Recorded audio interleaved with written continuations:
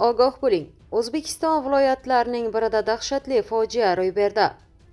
Jizzax viloyati G'allaorol tumanida spirtli ichimlik ta'sirida avtomashina boshqarib xotinning o'limiga sababchi bo'lgan haydovchiga hukm o'qildi.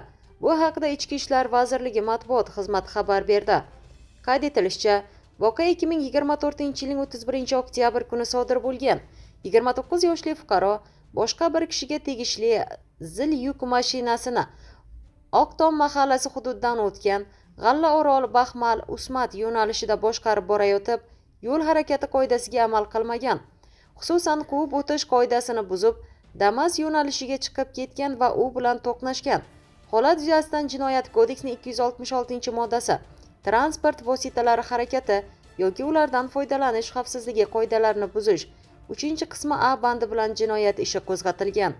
Jinoyat ishlari bo'yicha Zomin tuman sudi tomonidan G'allaorol tumanida o'tkazilgan sud majlisida haydovchi aybiga to'liq iqrorligini va o'sha kuni spirtli ichimlik iste'mol qilganligini bildirgan. Sud hukmi bilan sudlanuvchi 9 yil muddatga ozodlikdan va 3 yil muddatga avtomashina boshqarish huquqidan mahrum qilindi.